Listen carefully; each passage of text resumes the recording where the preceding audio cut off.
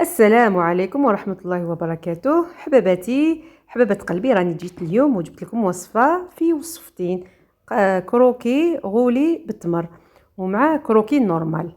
هذا الكروكي اللي جبته لكم اليوم طريقة التقديم تاعو مخالفة على الكروكي الاخر اللي مولفين نحنا به. نبداو بالمكونات وطريقة التحضير. ناخذ 4 حبات بيض. البيضه الاولى نحو لها الصفار باه نديروه للتزيين، ونكملوا 3 بيضات اخرين ويكونوا الحجم كبير. الا كانوا صغار ديري 5 بيضات. ديري معاهم كاس سكر، كاس تاع السكر، خلطي مليح حتى يبيض الخليط تاعك. ومن بعد زيدي الكاس تاع الزيت، نفس الكاس اللي تعبري به السكر والزيت، وزيدي ربع كاس تاع الزيت. خلطي مليح، هذا هو الربع الثاني تاع الزيت. خلطي مليح حتى تنسجم المقادير كامل، وزيدي مغرف صغيره تاع لافاني وقرصه تاع ملح. خلطي مليح. نوجدوا الفرينه، دات لي 5 كيسان تاع فرينه بالتقريب. ديري 2 كيسان الاولين، زيدي معاهم 2 باكي تاع خميره تاع لا ليفيور شيميك 10 غرام. خلطي بالباتور المره الاولى، ومن بعد كملي الفرينه تاعك.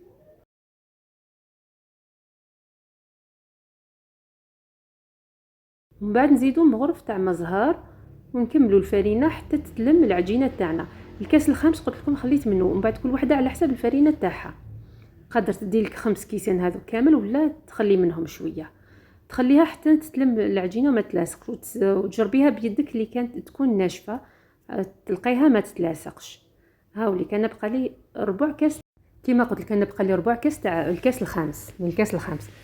المهم تلمي العجينه تاعك، ومن بعد تاخذي صفار البيض هذاك، زيدي له شويه حليب وشويه تاع لافاني وخلطيهم، خليهم بجيه. نكونوا حضرنا الغرس تاعنا. تنقيه مليح وترحيه، ومن بعد ديري اللي تحب دير له لي زيبيس، دير له قرفه وشويه قرنفل. انا درت له شويه قرفه وقرنفل، حليته بين بين ورقتين تاع الطهي، حليته رقيق مليح. هاني وريته لكم. ومن بعد ناخذ اون بول تاع لاباط، نحلها ثاني رقيقه، والورقه تكوني مقطعتها على حسب تحلي الورقه كيما على حسب القيس تاع المول تاعك. تحطي الغرس تاعك فوق لاباط، وتنحي كاس جوايه ما فيهمش، تنحي تلبقي بهم الجوايه الاخرى، وترولي كيما راكي تشوفي في الصوره. واللي تحب دوكا تحبي تروليه وتخليه هكذا كيما بودان، وتخليه يطيب كيما الكروكي. بصح انا ما درتوش بهذه الطريقه، انا حليته في الوسط ودرته كي على شكل ضفيره. راكم تشوفوا، تبعوا الفيديو وتشوفوا. انا حليته في الوسط، هذاك البودان حليته من الطرف للطرف، غير الفوق خليته مفتوح مغلوق، وضفرته. جبت اليمين على اليسار هكذاك حتى كملت العجينه. تضفروه هنايا السخانه غلبتني، تمل الغرس هذاك ذهب لي، والاخر ما حكمش روحه. كي الا حبيتوا ديروه على شكل بودان خير. وهكذا عنده شكل واحد اخر ثاني، تغيري الشكل. تحطيه في البلاط تاعك، وتكوني الكوشه تاعك مسخنه من قبل، وديري على الحواف تاعو بياض البيض، صفار البيض، سمحوا لي، صفار البيض، وتخليه يطيب. انا وليت دركا العجينه اللي بقات لي درتها على شكل كروكي حربوش، هاكم تشوفوا كيفاه. وحطيتهم في البلاط تاعي، وبسطتهم باليد تاعي، ودرت لهم صفر البيض. هذاك صفر البيض انا زدت له شويه تاع كاكاو باش يعطي لي اللون مليح شباب. وتراسيت بالفرشيطه، بظهر تاع الفرشيطه ديروا اشكال اللي حبيتوها. وثاني بعد كي يطيب ديروه في الكوشه يطيب.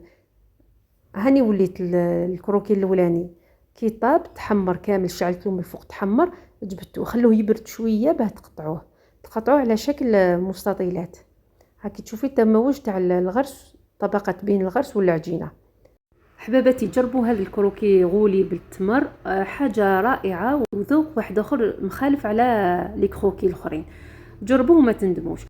حباباتي نتمنى تشوفوا الوصفه وتجربوها وترجعوا لي في لي كومونتير، وتزيدوا تفاعلوا معايا شويه باش نحط لكم وصفات بزاف.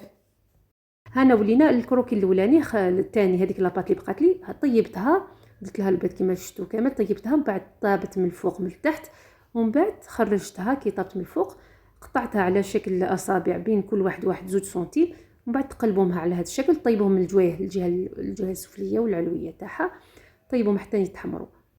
وجدوا هذه الوصفة القهوة العصر بزاف بنينة، واحد يجي مقرمش والاخر يجي طري، وشهية طيبة. الوصفات ما خير إن شاء الله، وبقوا على خير.